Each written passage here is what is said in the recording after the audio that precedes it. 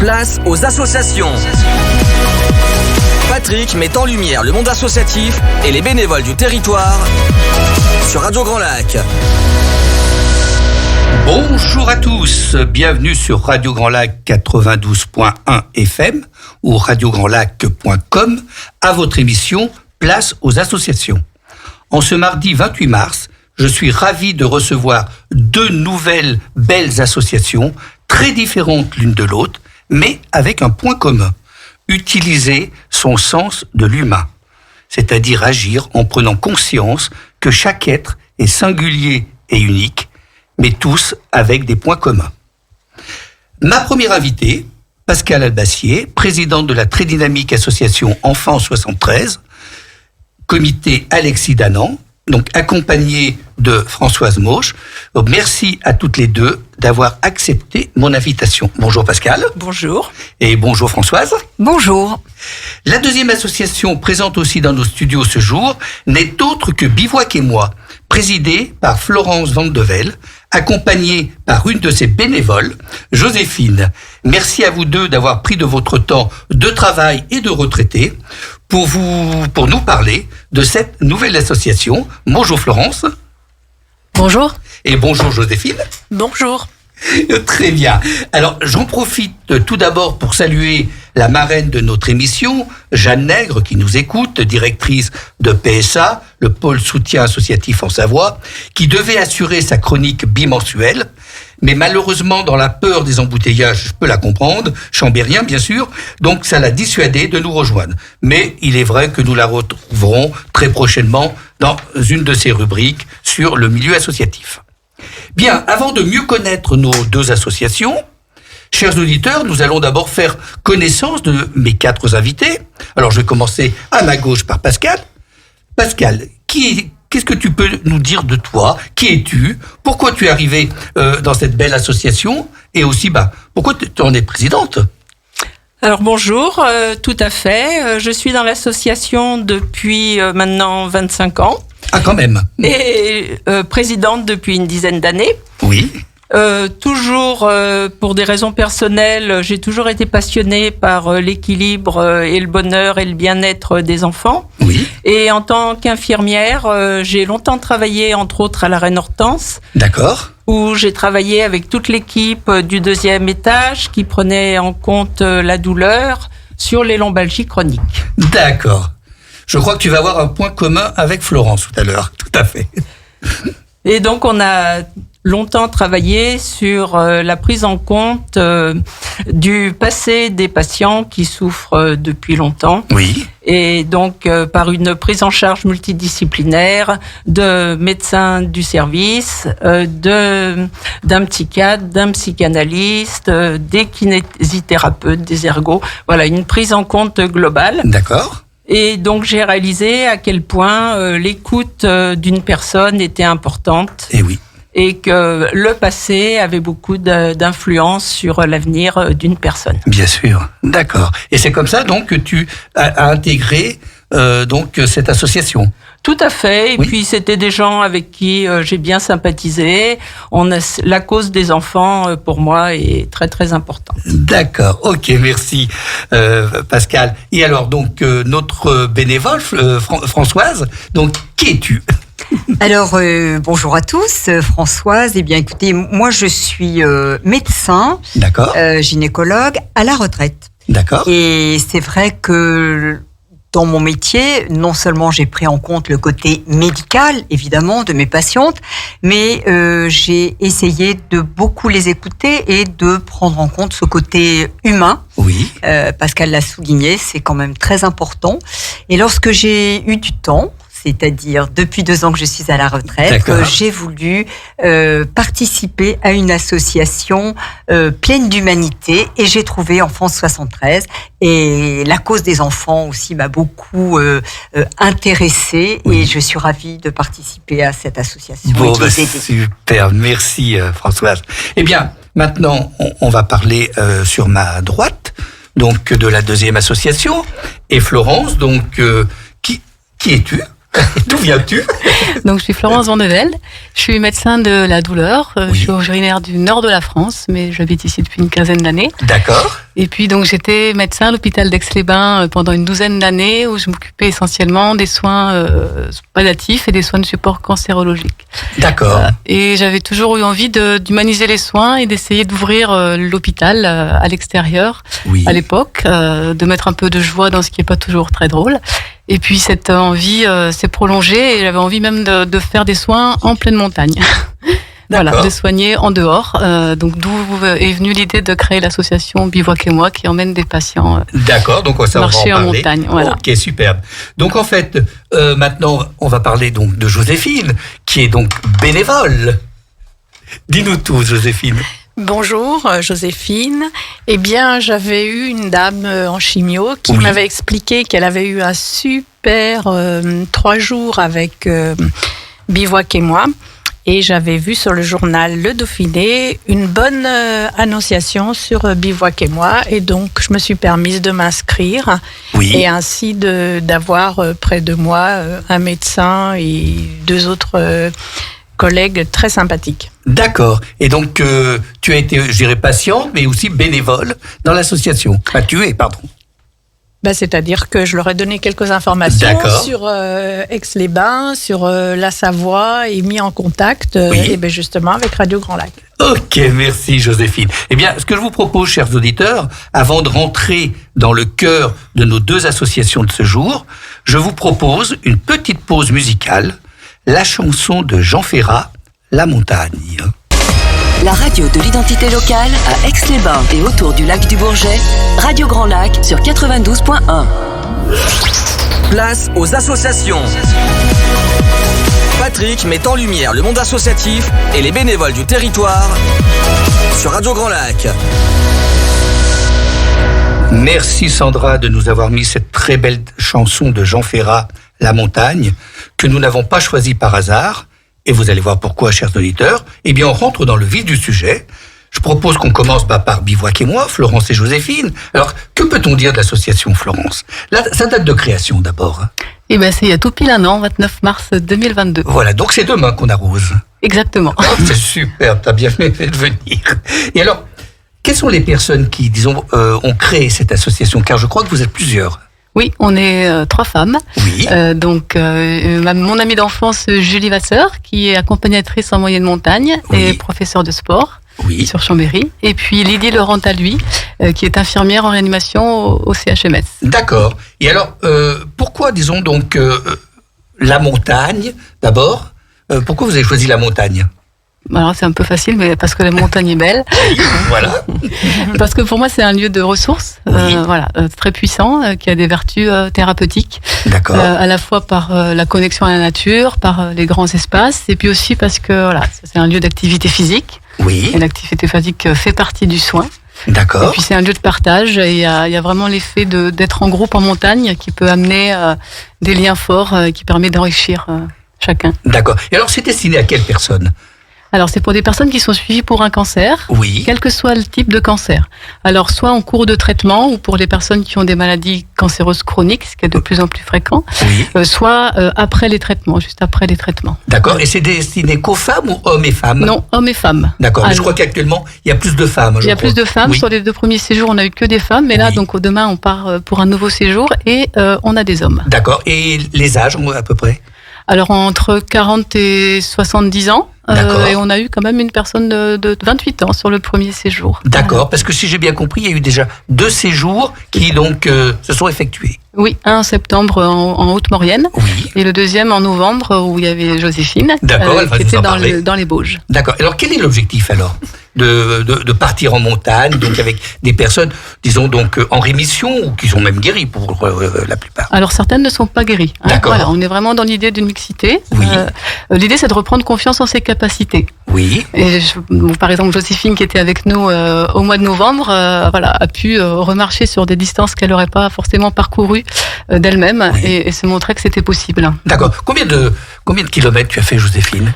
Alors, la journée totale, c'était 11 km. Oui. Et si je rajoute la veille et le lendemain, Oui. J'ai fait au total sur 3 jours 20 km, quelque chose d'exceptionnel. Que tu n'avais jamais fait, je pense. Jamais, mais D'accord. j'étais tellement bien entourée par les 3 Oui. formateurs, accompagnateurs, Oui. que tout s'est bien passé. Ah, c'est Et formidable. le j'allais moral dire. est revenu. Bon, génial. Et alors, en fait, dans l'objectif, donc, c'est se dépasser, bien sûr, mais c'est aussi reprendre confiance en soi, je crois. Oui, tout à fait. Oui. Oui. D'accord. Et- Oui, vas-y. Et surtout dans l'idée qu'au sein du groupe, chacun va pouvoir partager Oui. et se faire comprendre par des personnes qui ont vécu, alors parfois pas forcément exactement la même chose, Oui. mais voilà, quelque chose de proche. Et ça, c'est important. D'accord. Donc, le partage étant très important. Oui. D'accord. Et donc, ça crée une certaine convivialité. Oui. Et puis des liens qui se créent et qui perdurent. Voilà, en général, elles restent en contact ensuite. D'accord. On peut le dire, Joséphine? Oui, tout à fait. Nous restons en contact, nous donnons de nos nouvelles. Oui. Et il est vrai qu'il y avait plusieurs personnes qui étaient déjà soignées, mais elles vous apportent le moral, puisque vous D'accord. êtes en soins, et quand vous les voyez tellement bien fonctionner, marcher, Oui. le moral revient. Ah, génial. Et comment ça se traduit alors, ce séjour? Donc, puisqu'en fait, il y a un bivouac. D'où le terme bivouaquez-moi, alors. Hein. Alors, on est en refuge. Ah, Là, sur d'accord. novembre, comme les refuges étaient fermés, on était en gîte. Oui. Mais voilà, le concept est d'être en refuge pour être Oui. un peu voilà, à l'écart dans quelque chose d'inhabituel. D'accord. Sur 3 jours. Donc, le premier jour, on se retrouve, on se présente, on fait un temps d'échange, on prépare le matériel. Oui. Ensuite, on se rend au refuge par la marche. D'accord. On dort la première nuit. Le lendemain, on fait une journée de marche. Oui. Ensuite, on fait des temps d'échange et des temps de musique. On chante. D'accord. Et oui, je crois qu'en plus, tu as une guitare. Hein, donc Oui, voilà. ça Je crée monte de la l'ambiance en guitare, plus. voilà. Et puis Joséphine nous avait fait montre de ses talents de danseuse. Bravo. Voilà. Et puis le dernier jour, on fait encore un temps de marche et un temps de relaxation ou de yoga si c'est possible. Et puis après, on D'accord. redescend. D'accord. Et alors, ce sont des refuges qui sont gardés, bien Oui, entendu. c'est gardé et c'est confortable. D'accord. Et alors, c'est ouvert à tout public ou vous le réservez pour vous? Non, c'est pas réservé. D'accord. Alors là, il se trouve que sur le premier séjour, donc il y avait du monde. Oui. Sur le deuxième séjour, il y avait que nous parce qu'il avait ouvert rien que pour nous. D'accord. Mais autrement, oui, je veux dire, ça peut être en partage avec des gens autres, des montagnards. Oui, tout à fait. D'accord. Avec quand même l'idée d'avoir un refuge qui permet d'avoir des espaces d'intimité, notamment Bien quand sûr. on veut se retrouver en groupe. Hein. Bien sûr. Et alors, quel style de cancer? C'est tout type de cancer? Tout type de cancer. D'accord. Oui. Et alors, les patients, peuvent-ils revenir plusieurs fois ou je crois, non, c'est limité. Hein. Non, l'idée c'est que ça soit un séjour, une Oui. parenthèse, quelque chose qui, voilà, comme un tremplin. D'accord. Et alors, comment les patients, Joséphine, comment tu as découvert Bivouaquez-moi? Alors j'avais vu sur le Dauphiné un article avec une photo des 3 personnes. Oui. Et puis j'avais également vu à Médipôle, à l'endroit où on avait de la chimio, une petite affiche et une dame qui avait passé un séjour en septembre D'accord. et qui était très contente. Et c'est pour ça qu'elle m'a motivée, parce que moi qui n'étais pas sportive, comment Oui. j'allais faire pour marcher. D'accord. Ben, j'y suis quand même arrivée, puisque j'étais bien épaulée. Bah, c'est ça, voilà, l'entraide. Et maintenant, tu continues à marcher, bien sûr. Maintenant, je fais un petit effort de marcher un peu D'accord. plus. Bon, Pour ça- peut-être un jour pouvoir retourner avec tout le monde, parce que Bon. c'était sympathique. C'est formidable. Et qu'est-ce que je voulais dire? Combien de patients donc vous prenez par séjour? Entre 6 et 8 en général. D'accord, oui. Après, là, maintenant, on a 2 types de séjours. On a des séjours doux pour les Oui. personnes un peu plus fatiguées. Oui. Et Alors, des- c'est quoi doux? Donc, Alors, doux, ça va dire qu'on va faire des temps de marche un peu moins longs et D'accord. moins de dénivelé. Ça veut dire D'accord. que quelqu'un qui me marche, par exemple, qu'1 heure par jour sur du plat, il peut tout à fait participer. D'accord. Et puis, ces jours sportifs, où là, c'est souvent des personnes qui sont plutôt sorties des traitements avec Oui. un peu plus de dénivelé. Mais de la même manière, si on s'est marché 2 heures sur un faux plat montant, on peut s'adapter tout à fait. D'accord. Et alors, donc, en général, ça dure 3 jours, alors? C'est ça, c'est 3 jours. D'accord, donc 2 nuits en refuge. Tout à fait. Ok. Et alors, quels sont les projets 2023? Parce que, donc là, on inaugure demain la première année, mais tu dois avoir plein de projets. Oui, alors j'essaie de ne pas en avoir trop non plus. Bien sûr, bien sûr. Là, déjà, on va pérenniser l'activité. On essaie de faire à peu près un séjour ou 2 par mois hors période de vacances. D'accord.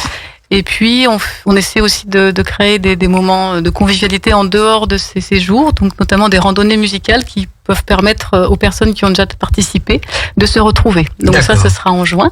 Voilà, du 2 au Voilà. 4 juin. Non, la randonnée musicale, c'est après, donc voilà. Oui. C'est, disons, donc un séjour du 2 au 4 juin. C'est ça. Ça, c'est un séjour. Et donc, sur la deuxième quinzaine de juin, il y aura un samedi où on fera une randonnée collective et musicale aussi. On ramène encore la guitare. D'accord. Où tout le monde peut nous rejoindre. Et ça sera près de Chambéry. Oui. Et ça, ces informations, vous pouvez les retrouver sur notre site internet. Oui, donne-le. Donc, www.bivouac-et-moi.fr. Oui. Et puis aussi sur notre page Facebook et Instagram où vraiment on tient à jour tous les événements. D'accord, j'ai vu votre site, il est superbe. Hein. Il est bien, il est très dynamique. C'est grâce à Mathieu Laurent, donc, qui est aussi dans l'association et qui fait bénévolement tout ça. Voilà, parce qu'en fait, en termes de bénévoles, vous êtes combien alors ? Alors d'actifs, on est une dizaine. Ah quand même, déjà en une année, c'est bien. Oui, mais c'est vrai que c'est assez convivial et les gens sont motivés. D'accord. Voilà. Et là, ils viennent tous les bénévoles à la marche ? Non, je veux dire, ils animent plutôt donc l'association. Oui. Sur la marche, sur le séjour, on est 3 accompagnants. D'accord, en général un médecin, bien sûr. Un médecin, un bénévole accompagnant, puis un accompagnateur de moyenne montagne qui assure la sécurité en montagne. Bien sûr, voilà. d'accord. Eh bien, dites donc, et comment vous communiquez alors, à part le site internet ? De quelle manière donc vous faites connaître ? Alors par les médias. Oui, voilà, c'est ce que disait Joséphine. Voilà. Et puis avec le réseau oncologique. Voilà, donc moi je suis en lien avec pas mal de services d'oncologie, à la fois de la Savoie et aussi sur Lyon. Par exemple, demain le séjour qui a lieu, c'est beaucoup de patients qui sont dans la région lyonnaise cette fois-ci. D'accord, donc c'est vraiment là par les médecins, donc oncologues, et les infirmières de coordination en cancérologie qui amènent l'information aux patients. D'accord, ok. On m'a dit donc ça c'est beau, c'est formidable. Et alors après, il y en a un autre donc au mois d'avril, après mars. Oui, il y en a un donc à Pâques, sur le week-end de Pâques, où il reste d'ailleurs une place. Ensuite, il y en a un mi-mai, et puis un début juin. D'accord. Et puis, il y a un événement dont je n'ai pas parlé.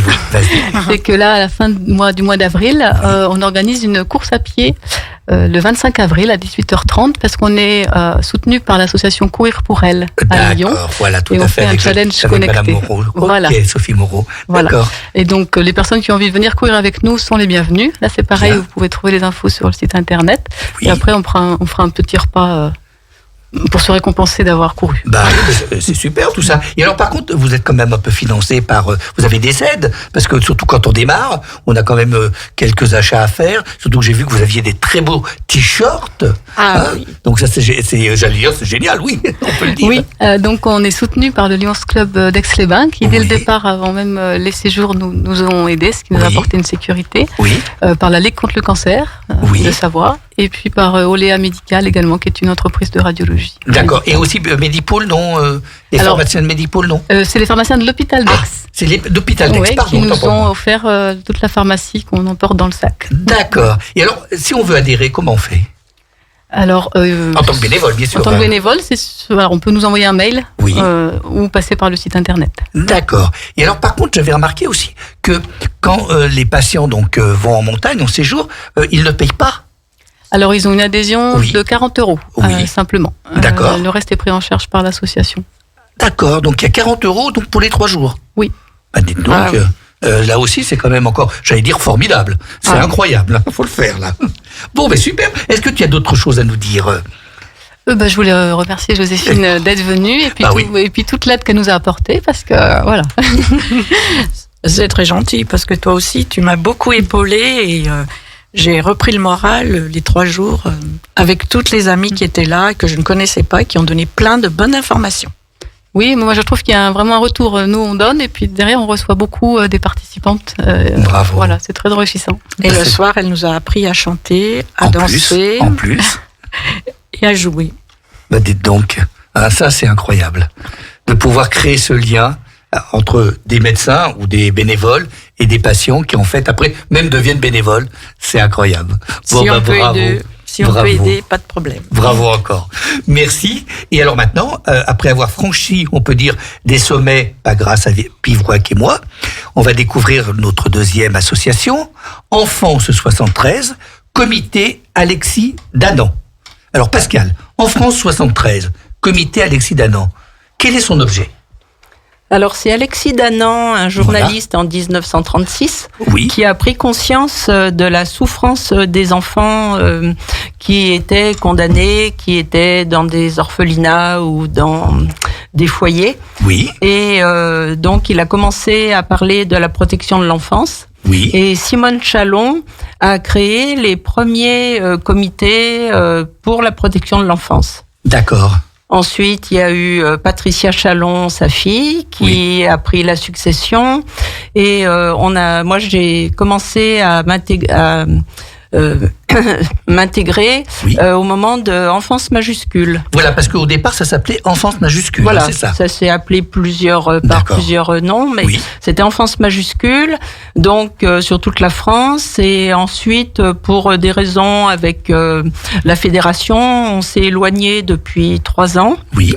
Et on est plusieurs comités sur toute la France, mais on travaille beaucoup avec Enfance 74, qui est sur Annecy, Alexis Danan, et aussi sur la Bretagne et sur Rennes, qui est très très active, qui a fait aussi beaucoup avancer cette association. Et elle a été créée en quelle année alors ? Donc ça a commencé en 1936. Ah oui, c'est vieux. D'accord. Okay. Et notre association, moi je vous dis, ça fait 25 ans que j'y suis. J'étais assez au début et on a commencé à 2, 3, 4 personnes. D'accord. Voilà, on a pu voir l'évolution justement de la protection de l'enfance, commencer à sortir des tabous. Mais il y a encore beaucoup d'efforts à faire et beaucoup de progrès sur la prise en compte de l'enfant. Bien sûr. Et alors, combien de bénévoles vous êtes aujourd'hui ? On est une petite vingtaine. D'accord. Mais de tout âge ? De tout âge et de toute orientation et de toute origine. D'accord. Et voilà, donc... Et comment ils viennent à toi, les bénévoles, déjà ? Alors, par amis, par connaissance...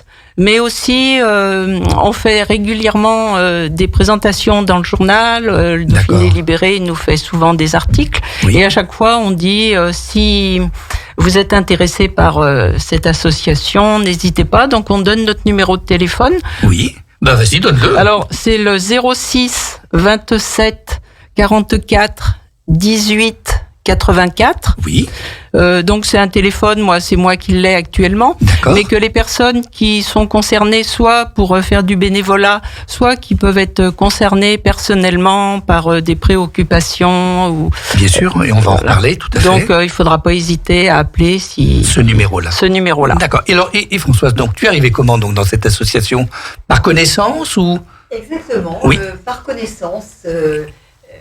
Une personne de l'association, Janine, que je connaissais, m'en a parlé, m'a dit Françoise, quand tu auras du temps, et dès la retraite venue, j'y suis allée. Et je suis ravie, j'ai été très étonnée de l'engagement de toutes ces personnes, dans le temps d'abord, et puis le cœur qu'elles y mettent, l'humanité qu'elles y mettent, et je suis très heureuse de pouvoir les aider. D'accord. Et alors, je crois que, Pascal, les bénévoles sont formés, je crois. Oui, alors c'est vrai que c'est une association qui peut faire peur et c'est pas toujours facile de trouver tout de suite sa place. Oui. Donc ça, nous, on y fait attention.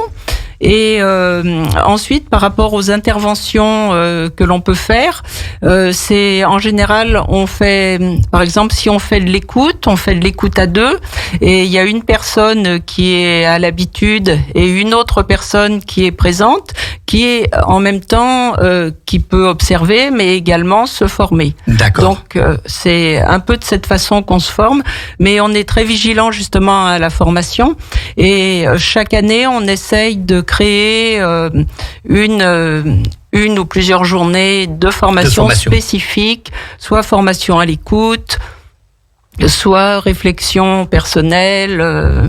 Voilà, la formation est très importante. D'accord. Et alors, quelles sont vos actions ? Alors, nos actions, déjà la première, c'est d'écouter. Oui. Et on sait que libérer la parole de l'enfant, lui dire qu'on le croit, qu'on va tout faire pour l'aider, c'est la première démarche vers la résilience. Oui. Et puis on fait donc de la prévention dans les écoles, à la demande des directeurs. Et alors quel style d'école ? Alors, quel âge plutôt ? On commence le CP, on évite, mais bon, s'il y a une demande d'un instituteur, on y va. Oui. Et sinon, CE1, CE2, jusqu'à la 5e. D'accord. Et parfois les 4e. Et alors, de quelle manière vous animez donc les classes ? Alors, on utilise des petits films qui sont agréés par l'Éducation nationale. Oui. Et on a créé nos supports justement avec des psychologues. On les travaille et on les remet en question chaque année régulièrement. D'accord. On analyse alors on dit aux jeunes que c'est eux qui parlent. Oui. Donc, on passe le film, on leur dit qu'est-ce qui se passe, qu'est-ce que ressent Sébastien, qu'est-ce que ressent Maxime, d'accord. Quelles sont les conséquences, donc les conséquences sur la vie personnelle, sur le manque de concentration, mal au ventre, les cauchemars. D'accord. Surtout le refermement sur soi-même et la perte de confiance en soi. Et nous également, comme votre association, on travaille beaucoup sur le manque de confiance en soi, comment aider quelqu'un à retrouver confiance en soi et comment travailler sa confiance en soi personnellement. Et c'est ce qu'on fait beaucoup avec les jeunes. D'accord. Et ils sont très très participants, très réceptifs. Oui. Et alors, quel thème vous abordez ? Alors, toutes les formes de violence. On commence par la prise en compte du harcèlement, l'analyse, pourquoi un agresseur peut être harceleur. Le harcèlement. Ensuite, les violences dans la famille. Oui. Est-ce que c'est plus difficile quand ça se passe dans la famille ? Oui, parce que les jeunes aiment leurs proches. Bien sûr. Et il y a cette difficulté entre cet élan d'amour et puis la violence. Ensuite, on travaille sur les dangers à l'extérieur, c'est-à-dire le cyberharcèlement, et puis également faire attention quand on va se promener, ne pas partir avec n'importe qui, dire où on est. Ça, c'est un peu vos règles d'or, je crois. Nos 4 règles d'or. Voilà. Donc, tu nous les redis, donc les 4 règles d'or ? Alors, c'est surtout, on commence surtout sur les règles d'or avec les petits, parce que c'est vraiment... donc, ne pas partir avec n'importe qui, dire où on va, et prévenir une personne pour si on a besoin d'aide, trouver de l'aide. D'accord, ok. Et alors, lorsque vous faites ces animations, Françoise, dans les écoles, ils réagissent comment les élèves ? Ils posent des questions ? Moi j'ai été grandement étonnée de voir l'intérêt des enfants déjà. Le film les accroche et ensuite la parole est réellement libérée. Les enfants parlent facilement, parlent beaucoup, posent des questions, sont globalement très vifs. Et parlent facilement de leurs problèmes, de ce qu'ils ont qu'ils subissent ou ce qu'ils ont subi antérieurement dans une école précédente ou lorsqu'ils étaient plus jeunes. Et ils le disent ouvertement devant la classe. Oui, ils le disent. Voilà. Alors, de temps en temps, globalement, c'est ce qui se passe, je trouve. Et puis, de temps en temps, on voit un enfant plus renfermé. Bien sûr. Voilà, qu'on repère évidemment. Et c'est l'enfant qui va venir nous parler à la fin. La séance est terminée, les enfants sortent et ce petit ou cette petite va venir près de nous. On sent qu'il a envie de nous parler. Et là, on va parler, on va l'écouter lui personnellement de façon singulière pour écouter ses propos. D'accord. Et alors, la remontée, elle se fait comment ? Par les institutrices aussi ou... Alors, elle se fait par les institutrices et par les enfants. Pourquoi ? Parce que lorsque l'on intervient dans une classe, on intervient 2 fois, en général à 15 jours d'intervalle. D'accord. Ce qui fait que lorsque l'on revient, on pose la question de ce qu'ils ont fait pendant ces 15 jours. On n'était pas là. S'ils en ont parlé avec leurs instituteurs et leurs enseignants, et c'est souvent le cas. Et nous avons ce retour-là. Si ça les a intéressés, qu'est-ce qu'ils ont retenu, on leur pose la question. D'accord. Et là, on voit que ils ont réfléchi, ils ont discuté, et il y a du chemin qui se fait. D'accord. Alors, une fois que vous avez donc détecté un enfant, qu'est-ce qui se passe après ? Parce que c'est pas vous qui intervenez, si Pascal ? Non, tout à fait. Nous, on n'est que le lien, c'est-à-dire qu'on n'est ni thérapeute, ni on fait les enquêtes sociales, ni les enquêtes policières. Oui. Donc, on est toujours en très bon terme avec les instituteurs. Oui. Donc, eux prennent en compte déjà et surveillent l'enfant. Oui. Et nous, s'il y a lieu, on fait une information préoccupante auprès des services sociaux. D'accord. En lien avec le Conseil général, qui gère aussi le 119. Voilà, il y a un téléphone, le 119, voilà. C'est ça aussi. Alors, c'est ce qu'on explique aux enfants. Si vraiment ils ont trouvé personne à qui parler, ils ont toujours le 119. D'accord. Et donc, voilà, ils ont aussi, on leur laisse également notre numéro de téléphone. Mais ce qu'on dit quand même aux enfants, d'abord, on les aide à réfléchir sur ce qu'ils peuvent faire eux également, autant entre pairs que par rapport dans leur famille.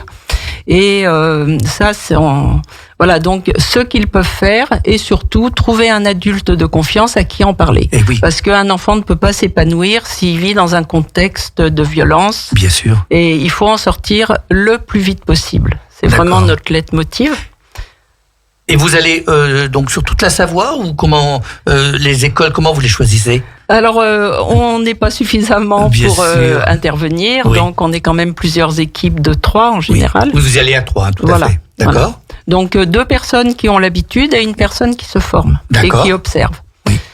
Mais voilà, déjà, on leur dit aussi qu'il y a plein de solutions, qu'il ne faut pas non plus avoir peur, on ne va pas tout de suite se précipiter à la police. Sûr. Et donc, on cherche avec eux des solutions. D'accord. Donc c'est pas vous qui, disons, êtes à l'écoute, enfin plutôt qui voyez les parents. Donc là, c'est directement après les assistantes sociales. Tout à fait. Ok. Tout à fait. D'accord. Mais par contre, on est aussi demandé par des parents ou des grands-parents ou des voisins qui sont en souci par rapport à un enfant. Et là également, on les reçoit. Donc, on les reçoit à 2 à notre bureau qui est à la Maison des Associations. Un joli petit bureau, hein, c'est bien, c'est convivial. On est gâtés par la mairie. Ils prennent soin de nous. Et donc, on rencontre ces personnes. Et également, s'il y a lieu, on fait une information préoccupante auprès des services sociaux. D'accord. Et de la même façon, c'est pas nous qui faisons les enquêtes. Par contre, on accompagne. Voilà, au téléphone, on peut soutenir des parents régulièrement. Ils nous appellent, ils nous tiennent au courant de l'évolution si ça passe en justice, de leur rencontre avec la gendarmerie, avec qui on est aussi en très bons termes. D'accord. Et donc voilà, parfois on peut même les accompagner jusqu'à... Oui, voilà, tu me disais que des fois vous les accompagnez jusqu'à la porte. Jusqu'à la porte. Oui. Voilà. Et également, même au tribunal, c'est arrivé qu'on accompagne une maman jusqu'au tribunal. D'accord. Mais devant la porte. Ça s'arrête là. Et alors, quel type d'enfant ? Est-ce qu'il y a une typologie ou toute...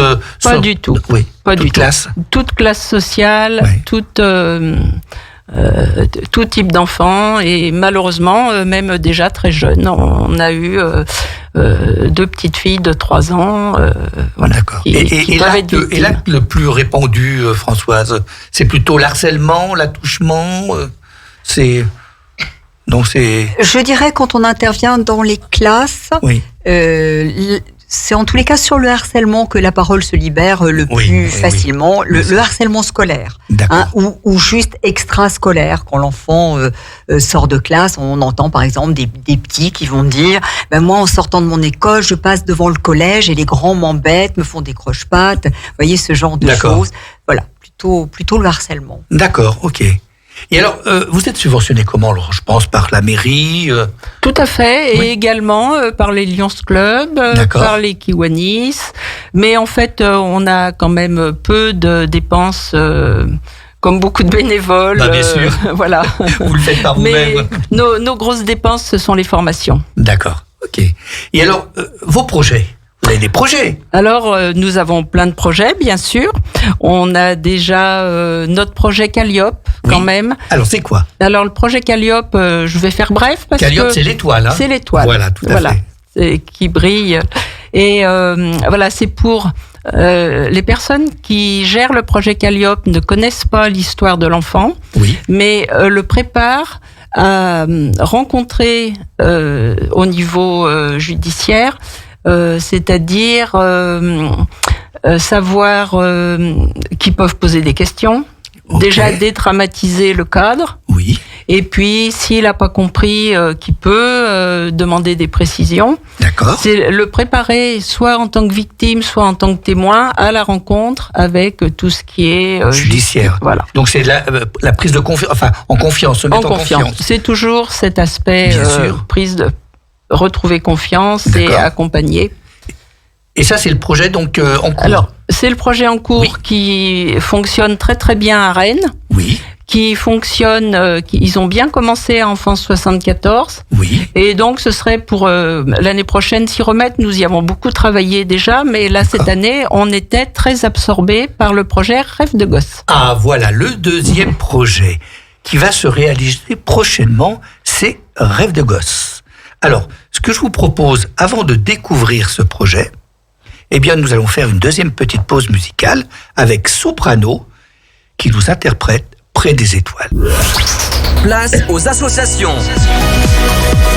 Patrick met en lumière le monde associatif et les bénévoles du territoire sur Radio Grand Lac. Merci Jean-Pierre de nous avoir mis cette très très belle chanson de Soprano, Près des étoiles, et qui en fait fait une transition avec ce fameux projet Rêve de gosse. Pascal, qu'est-ce que tu peux nous dire sur Rêve de gosse ? Tout d'abord, c'est national. Alors, c'est national et ce sont les Chevaliers du Ciel qui organisent cette grande journée, cette grande action qui se passe donc sur une journée. Nous, ça va être le 21 mai. Ils passent dans 9 villes. Oui. Et il y a tout un travail en amont qui est de préparer cette journée magique. D'accord. Et donc nous avons été désignés pour faire ce travail en amont par rapport au projet pédagogique. D'accord. Parce que donc il y a 9 étapes, donc et les avions vont aller dans les 9 sur les 9 sites, pardon. Voilà, sur les 9 sites. Oui. Et donc ça se passe sur une journée. D'accord. Donc vous avez été choisi. Chambéry, Vauglan a été choisi, c'est ça ? Nous avons postulé et nous avons été choisis. D'accord. Parce qu'ils trouvent que la région est magnifique. Il y a de quoi, tu me diras. Donc, cette journée est organisée, le projet pédagogique, c'est de faire travailler des enfants. Ça, c'est très, très important. Oui. Travailler ensemble, en équipe, des enfants extraordinaires qui ont été, qui sont en difficulté, soit au niveau handicap, soit cabossés par la vie, et des enfants ordinaires. Donc, on va faire tout un travail en amont sur le respect de l'autre, le respect du handicap et surtout favoriser l'inclusion. D'accord. Voilà, parce que en fait, l'autre fait peur. Tout ce qui est nouveau fait peur. Oui. Le handicap fait peur. Et oui. Et la peur est mauvaise conseillère. Bien sûr. Et on voit que les enfants, travaillant ensemble, faisant un projet commun, s'apprivoisent, se découvrent et finalement les différences s'effacent. D'accord. Et alors vous faites travailler combien d'enfants ? Alors donc il a été choisi 180 enfants en accord avec les collèges, les écoles, les IME de la région, les classes Ulysse, les SECPA. Donc on a fait 4 groupes. Oui. Voilà, entre Chambéry et Aix. D'accord. Et il y a plus d'enfants extraordinaires que ordinaires. Non, oui, c'est 2/3 d'extraordinaires. Voilà. Et 1/3 d'ordinaires. D'accord. Et alors, comment ça se traduit sur le terrain ? Alors déjà, le thème, c'est 10 oiseaux, envole-moi vers les étoiles. Eh ben voilà, d'où la chanson, bien sûr. Et l'être humain a toujours rêvé de voler. D'accord. Et alors donc après le projet pédagogique, donc c'est faire, comme tu disais, travailler des enfants extraordinaires et des enfants ordinaires avec ce fameux thème. Et quelles sont les écoles concernées ? Alors on a l'école, vous voulez peut-être les différents groupes ? Oui, voilà, très bien. Alors on a un groupe Val-de-Crène, École de Moncelin et la Ribambelle. D'accord, la Ribambelle, oui. Un deuxième groupe, l'IME de Marlioz et le collège Lamartine. D'accord. Le collège de Marlioz avec CESAD et SECPA. Oui. Ensuite, on a l'IME de Saint-Louis-du-Mont qui travaille avec le collège de Le Rocher à Chambéry. À Chambéry, oui. Et on est avec Savoie Handicap, qui, eux, vont travailler avec les fratries. Parce qu'on veut souligner aussi les conséquences d'un handicap sur les familles et aussi sur les enfants, sur les frères et sœurs. D'accord. On découvre vraiment en ce moment les conséquences du handicap, la force, le courage, la bienveillance des éducateurs, leur patience. Et on découvre quand même tout un monde qui est peu connu. Et oui. Et alors, parce que donc ils sont encadrés par des éducateurs et des professeurs. Voilà, et ils travaillent tous ensemble, ils ont accepté ce défi. Oui. Et donc, les enfants sont face à des choses nouvelles. Ils doivent créer des œuvres. Ils créent aussi des chansons, des chorégraphies. Donc, ils travaillent tous ensemble. Ils se rencontrent en atelier. D'accord. Et c'est quand même un gros investissement. Bien sûr. Et toutes ces œuvres, toutes ces chansons seront mises en évidence le jour de la journée magique, qui sera le 21 mai. Voilà. Qui est la récompense finale, on peut dire. Qui est la récompense finale de tout ce travail. Et alors là, donc la récompense finale, c'est quoi exactement? Hormis donc de faire toutes ces animations, c'est aussi de présenter leur travail et de faire un tour en avion. D'accord. Donc en fait, les enfants extraordinaires et ordinaires vont donc voler. Vont voler. Ensemble. Et dans les avions, il y aura un enfant ordinaire et 2 enfants extraordinaires. Ah oui, quand même. D'accord. Et donc une demi-heure, 1 heure de vol 20 minutes. 20 minutes, ce qui est déjà pas mal. Voilà, tout à fait. 20 minutes au total. D'accord. Est-ce qu'il y a d'autres choses à nous dire sur Rêve de gosse? Eh bien, justement, c'est encore une fois ce travail sur la confiance en soi. Oui. Découvrir les uns et les autres, se dépasser, faire réaliser des défis, et c'est toujours en faisant cette expérience, en se testant, qu'on s'aperçoit que voilà, on est arrivé à le faire, on a osé, et c'est ce qui développe la confiance en soi et la joie. Et ça se passe bien actuellement, puisque donc t'as pu assister à plusieurs réunions, activités plutôt. Quasiment tous les ateliers. Et même les éducateurs et les profs sont émerveillés de voir les regards entre un jeune sans difficulté et qui prennent en charge un enfant qui est pas toujours facile à gérer. Bien sûr. Et qui l'aide et qui l'accompagne. Et bien sûr, sachant qu'ils ne se connaissaient pas au départ. Ils ne se connaissaient pas au départ. Et comme il y a plusieurs rencontres, ils se retrouvent et ils se reconnaissent et ils sympathisent. Et il y a vraiment réellement des liens qui se créent. C'est très émouvant. Ah, c'est beau. C'est très, très beau tout ça. Et Françoise, tu en fais partie aussi, sur la partie Rêve de gosse? Oui, également. Et comme Pascal, je suis allée assister à différents ateliers, puisque ces ateliers, en fait, ils sont programmés, bien sûr, dans le cadre scolaire, dans les établissements des enfants, sous le contrôle de leurs éducateurs ou de leurs enseignants, de leurs professeurs. Hein. Et c'est merveilleux de voir cette sympathie, cette empathie qui se crée très très rapidement. Je trouve que nous, souvent, adultes, on a instinctivement un peu plus de recul face au handicap, face à quelqu'un de différent, alors que l'enfant ordinaire, normal, et ben lui, un petit enfant handicapé, il va très vite l'accepter, il va lui donner un coup de main, il va travailler avec lui, voilà. Et puis ce thème qu'on a choisi sur le vol, en fait, Envole-moi vers les étoiles, le vol des oiseaux, ça laisse libre cours à l'imagination de ces enfants. Chacun fait ce qu'il peut en fonction de ses capacités. Ça peut être un collage, ça peut être un dessin, ça peut être un mobile, une maquette. Chacun y va avec ses idées.